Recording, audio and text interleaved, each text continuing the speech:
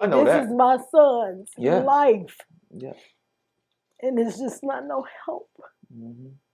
You know, I gotta do something.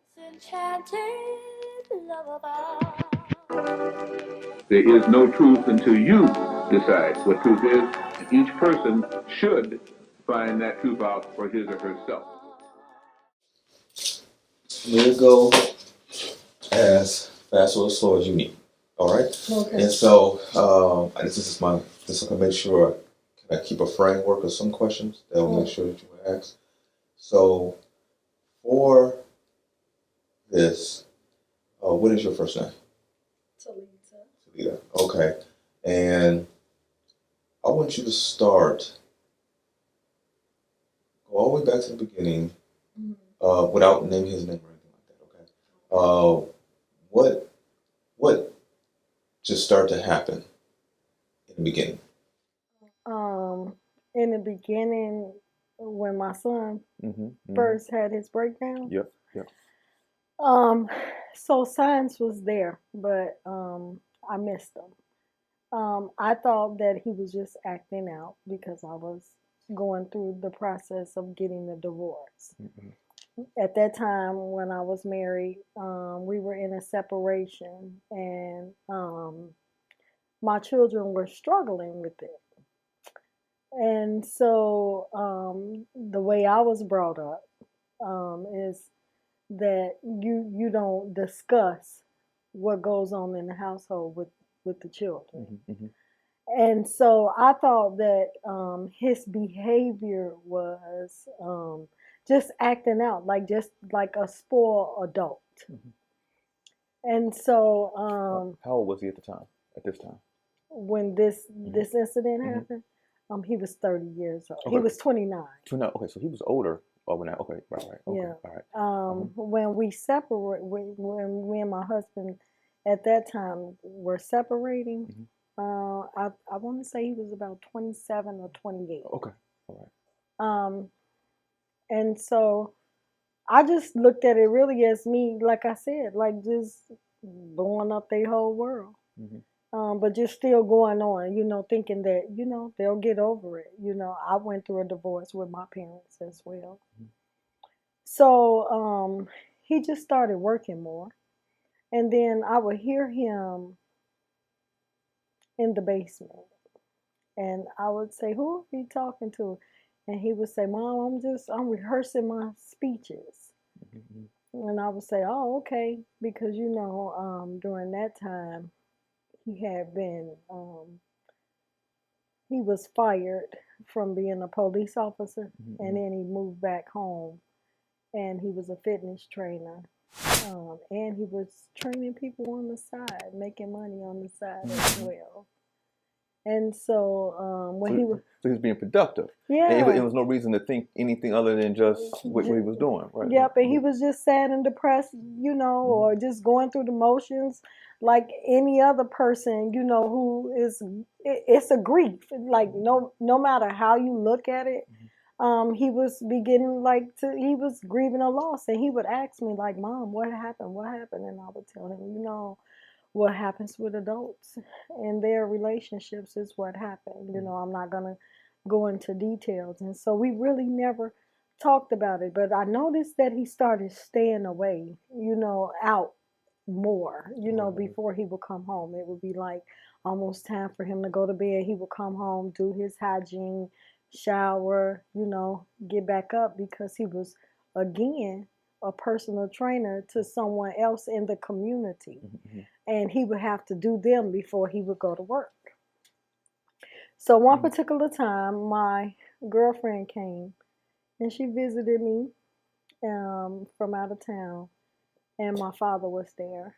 And she walked away and came back in the room, and she whispered to me and she said, Talita, your son is going through something. And I'm like, he's not going through anything. He's just rebelling because he wants me and his dad to stay together. And when I look back on it, that's like one of the telltale signs. I just thought that um, let me see, how can I say this? I looked at it as her, at that time, because I was vulnerable. Mhm. I looked at it more as she was trying to say something like, "You're not a good parent," you know, Mhm. like I was doing something wrong. Mhm. And so I'm a thinker. Mhm. I'm a thinker. So I thought about it, you know, Mhm. the days, and then I thought about my son's behavior, and so it started like changing, you know, more and more and more. Mhm. So speed up to around May or June, What year? Uh, um, 21, okay, 21. Oh, 2021. okay, all right. So the pandemic, all this stuff is going on, all this stress with that, and all that kind of stuff. Okay, Yes. all right. Mhm. And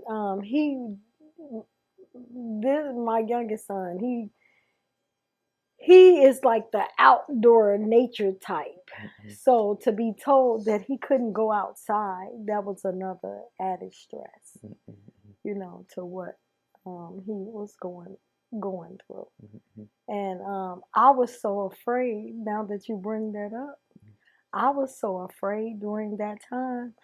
And they was like no hugs, no kisses, no contact. I wouldn't let my children come near me during that time. So Yeah, yeah. not only I'm going through this, and they're going through that Mhm. that season as well. Mhm. Um, yeah, we A little didn't have extra a lot stress. of Yeah, we yeah, yeah. didn't have a lot of contact. If I cook, they would be somewhere else, you know, in the Mhm. house. But like, no, don't give me a hug, Yeah, you yeah. know, any of that. And he's a affectionate type of guy, Mhm. and so yeah. But to speed up, Mhm. I was during this time. My older son, he was staying in California. Mhm. And when he was in California, he asked me if I would come for a holiday. I believe it was Memorial Day weekend.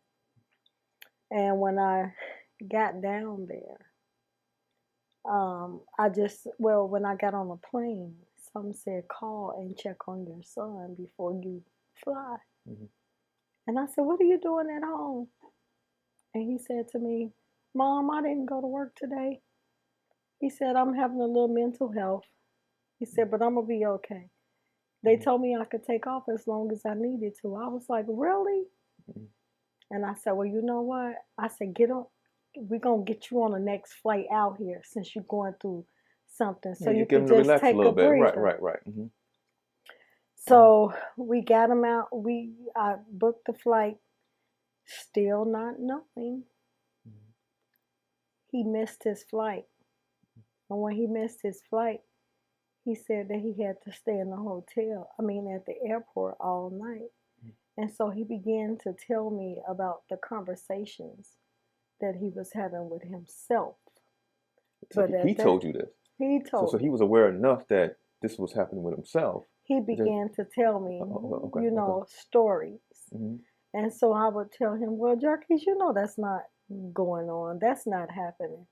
And so I'm still not putting in my mind that my son, Let me ask you this: were you not putting it together yourself, or more so refusing to see it?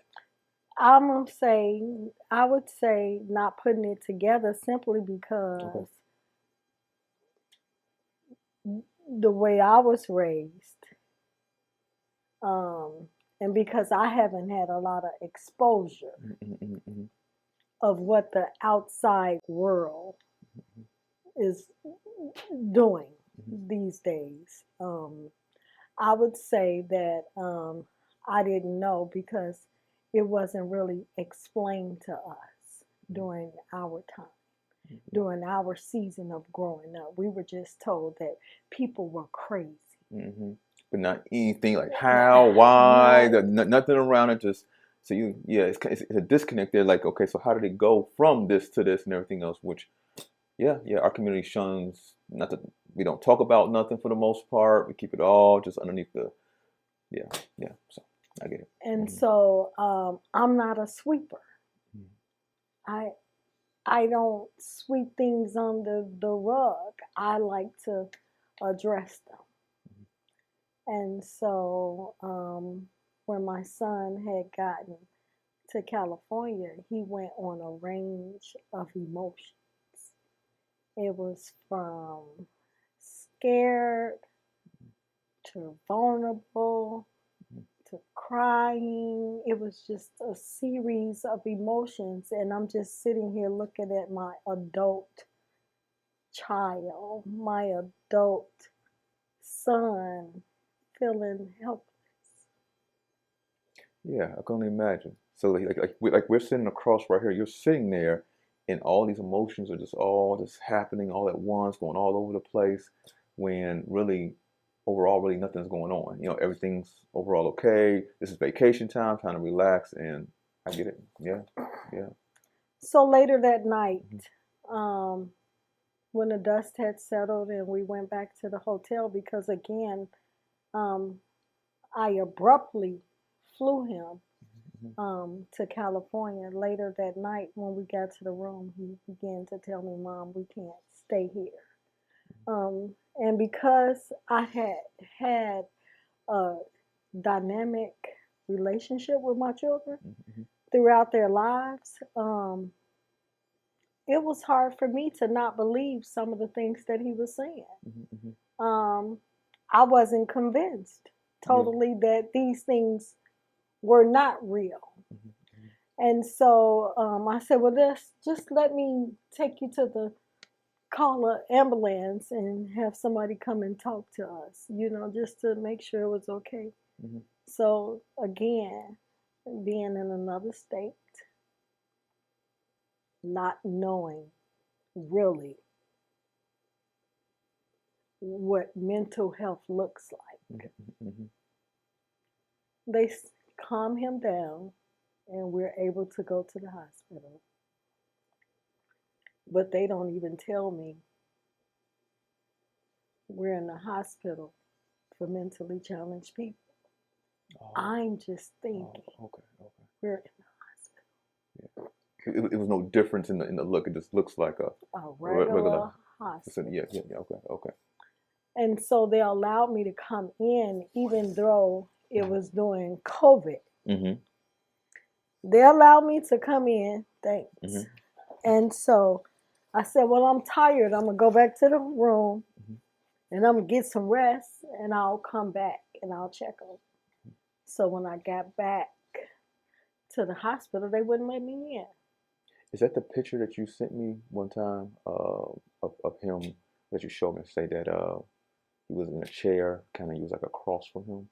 Was that place? He may have been in the Uh, in the ambulance oh, okay, during that picture, okay. but I did take pictures of him, so I'm not certain which picture it is Okay, okay, because okay. I was taking multiple pictures Well, because I didn't know I got what you. I was got you. going on. Yeah. Like I didn't know what was transpiring, Mm-hmm. and so the doctor he called me on the phone and he said, "Your son, he needs to be on medication. He needs to be in here for at least 2 weeks." And I'm like, 2 weeks? I Hmm. said, we just came down here for a couple of days. Right, right. I said, he can't be here. I said, whatever doctor he needs, we'll get it once we get home. Hmm. And so we were able to fly home together. He was okay flying. Okay, okay. And he was calm. Hmm. Um, Other things transpired, in Hmm. between that as well. Yeah, yeah. But when I got him home, he agreed to go to the hospital. And when we got to the hospital, this time he's more conscious. Hmm. And it just honestly looked like to me, my son had a nervous breakdown Okay. from all of the stress that he had been through. Not only the stress of my divorce, but the stress of just life and just being a man. Hmm. Hmm. Um, So okay, so on there, okay, so let's do like a overview now of what kind of help did you try to, it's even before you found a Vita and stuff like that, okay? So between that point and the time you found Vita, what ways did you try to help him? And I'm gonna go ahead. Immediately when I got home, as I told the physician in California, still not knowing and realizing until later that he was in a psych hospital, I took him to Christ. And when I took him to Christ, they put him back in the psych ward. You know, the people on the first floor was just, very, the triage nurses, they was like, yeah, we're gonna take care of him, and he's gonna be fine. But when I leave out the hospital, again, no one is telling me we're putting your son in a psych ward. They're not explaining this. No one is really explaining mental health. Isn't that interesting? Well, because we'll talk about that a little bit later. So no one's explaining anything, keeping everything vague and ambiguous. So it's not until he calls me and he said, Mom, they got me locked up again. They gave me something, because he was trying to fight. Like, he said, I'm not crazy. Like, these things are not, this is not what's wrong with me. I just have like an imbalance. And, I just need to do certain things and I'll be fine.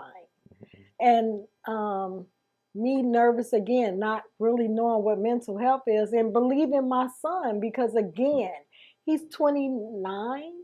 I have no reason to believe at this point yet that he is not aware of what's going on. He's always been in touch with reality. So I still wasn't convinced. And what did I do? I went and had him discharged again. Few months later, the behavior started again. And, I take him to another hospital. They tell me, well, we can only evaluate him for 7 or 10 days. And then after that, if you don't come and get him, we're taking him to the nearest homeless shelter. The nearest homeless shelter? These are not services. Right. Just temporary holdings, just in case they're going through something, harming themselves, harming the community, whatever. Get that, drug them up, just send them right back out. Yeah. So now, this is when reality is setting in with me. Oh, something is definitely wrong. And how do you get this help? So I'm in the Yellow Pages, I'm on Google, I'm everywhere. I'm still looking today. Years later. For help for my son. Do you, even though all these different places and of course I'm sure many other people in places all between all these stories, right, that you took them to, do you feel, of course, people will go through a certain protocol, right? They have a sheet. Okay, check this.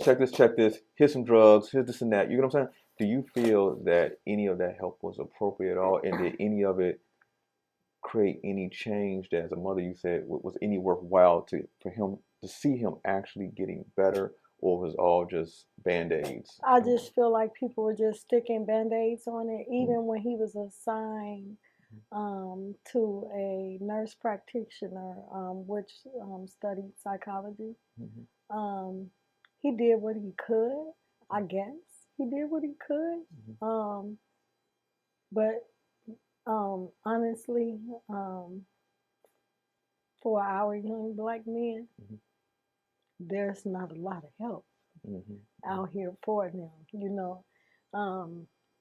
even law enforcement, going to them. Just I went everywhere looking for help for my son. Law enforcement, they would say, well, he's an adult. He doesn't have to be in your home. Just put him out. I said, well, he doesn't need to be out. But there's nothing we can do. Get an order of protection against him. Like, it's just... You just throw him out like he's trash. Yeah. Like it doesn't matter at all, right? Yeah. And it's, I can't do that. I can't do it. Plus, I take care of children. So, yeah, I can't throw him out. And I said, well, there's no way he can get any help. They said, well, he'll have to do something drastic. And then he would have to get arrested and go to jail and or go prison. to jail. Yep. And then you're going to force this medicine or force whatever you will on him temporarily. And then not only if he go to jail, now he got to be faced with all of these other things that he's not accustomed to. He got to be faced with this other type of trauma that will put him in a deeper state, you know, traumatic state than what he is in now. You had told me that it was some places you had called, and many of them were based on, let's say, what he was going through. They would accept him if he was a woman. They would accept him. Yes. Okay. But they weren't accepting any men, especially black men at all. Yes, that was very like heartbreaking to me, for me, and so I don't know how I'm gonna do it, but this is when the wheels started turning in my head. We know that things are hard. I'm saying as African American people, we know that it's hard for us. And so I have to find a way. I have to find a way to help these young men. I have to find a way.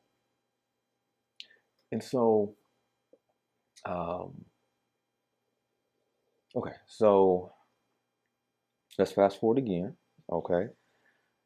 So, of course, as a mother who now sees what is taking place, obviously you love your son. You want him to be not only as he was, but that's the minimum. You want to be the best that he can be in life. Okay, so he could go on and do fantastic things as a mother would want their son to do. Okay, correct. So you're looking at all these different resources and everything else, getting turned down this place, that place, not because necessarily they can't treat him, but it's more so like, well, we're only accepting women, and more so we're just not accepting men or black men, so-called African American men. Okay, even though they accept those issues. Okay. Okay, so eventually you met a person who is familiar with what we do here at the Meta Center, okay? And you was telling her, I'll let you go from there. What took place with that? Can you tell me a little bit more? About Vita, you was telling her about what was going on. She ended up referring you. She referred me to you, and she said that if it was anybody that could help my son, she said that it would be you. And so I said, well, I need you to call him because I'm going to call him immediately when I come out. So from that point we spoke. How did that make you? Of course, when you had that first conversation, obviously you became a client, right? Okay, but how did that make you feel that you found someone that was? How did that make you feel? It was a bit of relief. It was a bit of relief because I was really at the point of no return. I had tried all avenues. I had looked for all avenues, and I was just like, this is okay, like this is my last effort. Like, okay, God, I don't know what else to do. I don't know what else to try. And so when I found you, I began to have some relief. And I do see a change in my son. So it's been a few months. Okay. Give some examples of some of the challenges you had to deal with, right? And how it has changed just over the last few months. But one of the things that sticks out the most with me is that he no longer gets high, or he no longer smokes cigarettes, because this is not who he was in the beginning. He didn't entertain into those extracurriculum activities, but when he had the break, that was a go-to for him. So that sticks out. So that's like one of the biggest changes that I've seen. Um, let's see. He went from non-touch to where, because he was an affectionate young man. And so now he's gradually allowing touch again. That was a nice change that I saw in him.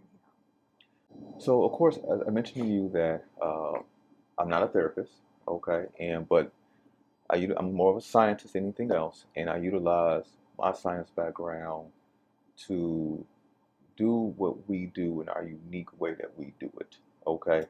And so, and of course, some of the progress that he is making within just 3 months, as I mentioned to you the other day, that's some of this is over a period of 2-3 years in some cases normally, okay? So, is there, oh, backtrack. We covered just about everything here.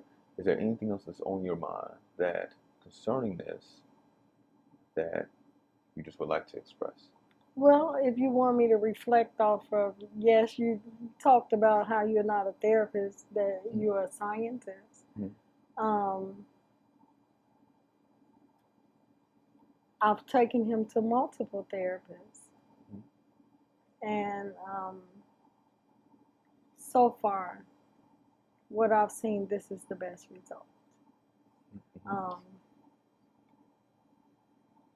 I'm coming to realize that although we would like for insurance to pay for things, sometimes you really get what you pay for. And I feel like I'm getting what I pay for. And we're going to push for that. Okay, and of course, as we spoke on the phone yesterday, that this is a family effort, they could say an effort with all parties involved kind of thing, where everyone's giving support. Okay, it's not just he's here in seclusion and things are going on in secret and this is what it is. Even if the results were fantastic, and of course they're going in a very positive direction, but it's also the communication, because as the mom, you need to know, if anybody else is involved, they need to know at least certain things, so that it can be a group effort, so that this person who needs healing, we can say, in that structural support, they get that support so they can be the best that they can be. I agree. When it came to the previous, of course, again, people do what they do, and they whatever it is, but based on what we're talking about, did they involve you in the process at all? Who is the any of the previous therapist? doctors or therapists or anything like that? So we know that the hospitals, they didn't say anything whatsoever. Kind of kept you excluded from the process, really. But and the therapist as well. How do you help a person when? How do you help someone that's sick if you don't get feedback from the person who's bringing the sick person to you? People were very rude to me while going through this process. When I would call them to just say, well, what did he say? Or can I get an idea? Well, everything was, well, no, we can't share anything with you. And it was just giving him, to me, it looked like it was giving him more power to be inconsistent in his behavior.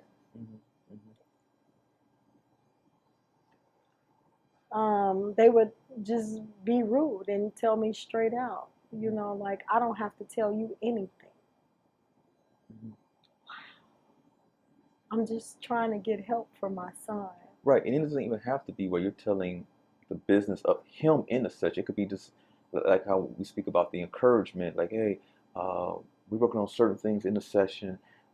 If you could just maybe watch over or maybe encourage him in this way, or just very specific things from your end, and necessarily is not prying on his privacy, but it gives you enough, like, okay, and you could just enforce or help to keep that structure that we're trying to work on in the session itself.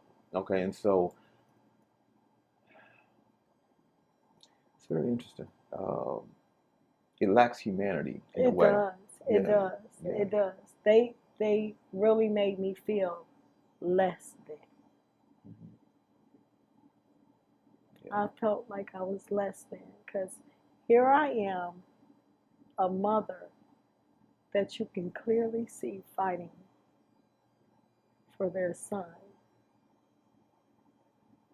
and there's no one to help. Hmm.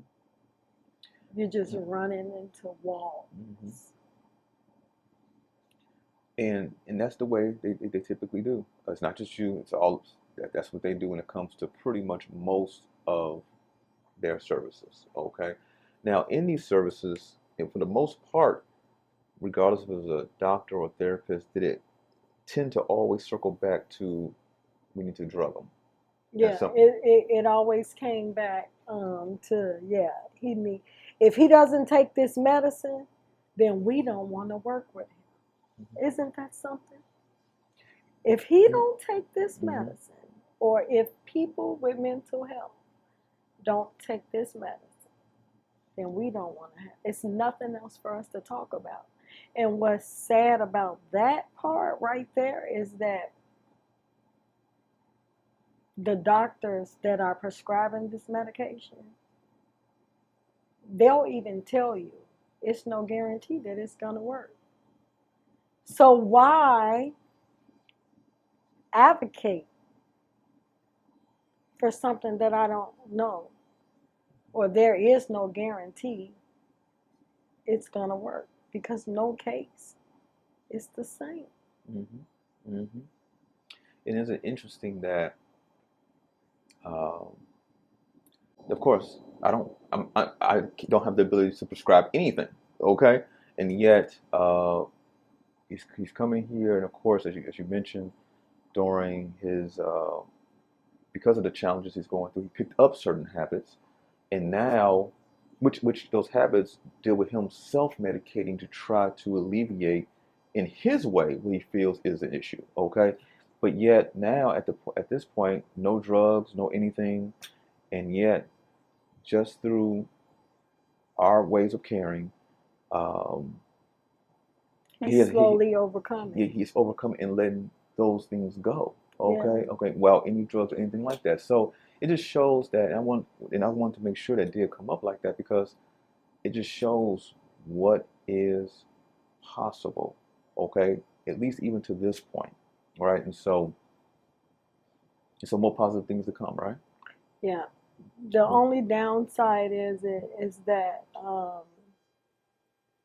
when we find people like you, Mm-hmm. um, that's really making a difference. Um,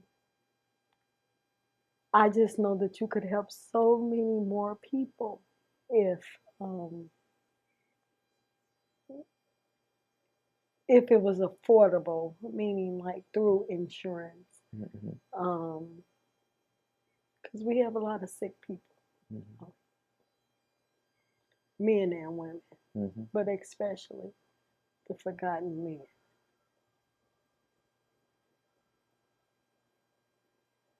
This is tough, Tony.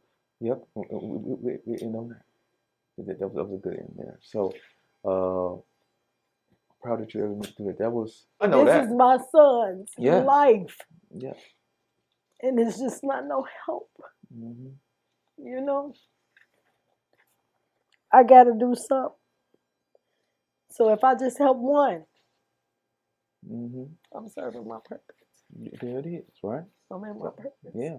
It's because so many of them, as we talked about, so many of them walking the streets for God, and 100% what they do is because the state pays for when a person's in prison, the state pays the private prison for them being there, right? So it's big business, right? And so they closed down all the mental, Tilly Park had a big all the mental the, health facilities. the long-term ones that even were, let's say, free per se, or if the taxpayers paid it kind of thing. So if it really came down to it, money wasn't an issue. A person could go there. That was like Titley Park and stuff like that. They closed all of them down. And so across the United States, especially, if there is a mental health challenge, person can go through, they temporary held at the local facilities for a short period of time. Eventually, they may hop around a little bit. Eventually, because they're not being helped, so they're gonna eventually probably commit some type of crime, go to jail, and from that point, possibly go to prison for longer term, and that's where they're housed at, and so on and so forth. And of course, they're mainly looking to this drug. They're a number just to be kind of pushed through and everything else, and so it's a shame. That's why we do what we do. That's part of the reason, not only for these type of challenges, but the community has a lot of things going on. Okay, and so that's why I set this up, sacrifice to open this up to even the educational things we do and everything else to kind of bring a different situation, thought forms than what we tend to see everywhere. You know what I'm saying? So, yeah. So I'm happy for people like you who are able to do what you do, even though I know it's a little bit of a burden at times too. I wish I could have some insurance, something like that. It would make things easier. But that also would actually bind me to not doing my own unique methodologies that I would do. So it's kind of. So I get it, but that's why I said what I said.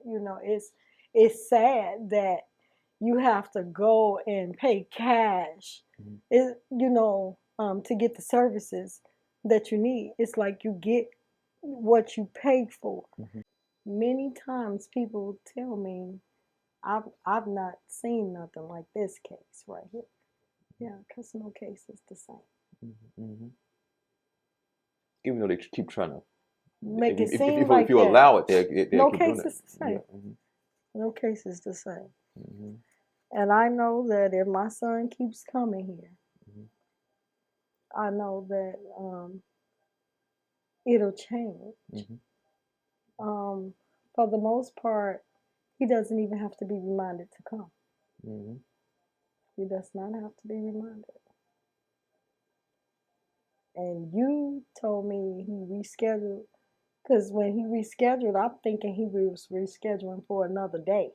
Oh no! And he rescheduled for another time, the time a later time. Yes, but the same. I said, okay. See, to me as a mom, it's working. It's working. And then after he rescheduled it, he sent me a text, and he told me. He said it's been rescheduled, but he didn't tell me for what time. And when I saw that it was the same day, I said, He makes sure. He said, "Can I get back? If I have a schedule, can I get another appointment today?" I said, "Yeah." You told me a time. I kind of get him around that time. And yeah. This is something he's very consistent with. So something is transforming, because when I had him in paid therapy through insurance, we wasn't getting these kind of results. So that's why I keep talking about insurance. Because do you know how many people you could help? I know you would love to do this, but you got to eat too. But most definitely, there's many things we have to do to, even it's only a certain amount of time in a day. It is what it is. It's kind of, you see what needs to happen. I know what I'm capable of. That's why in the beginning, you said Vita has said to you, if anybody could help, he can help, meaning me. But at the same time, I didn't want your hopes to go up at all. I just said, you know what? After you tell me what's going on, well, we'll see what takes place. Even though I knew 100% fact what I'm capable of. I've been doing this for a long time. Okay, I believe that. And so, but still, I want to keep things reasonable, because if the expectations are too high, that can cause Yeah, another kind then of yeah, thing. You know what I'm saying? right. Okay, and so I almost You want you to. allow room for failure. You're right, right. Like yeah, Yeah, yeah. but yeah, it's the same. It's the same. I could pick up on that like immediately because honestly, that's my characteristic as well. Like I know what I can do.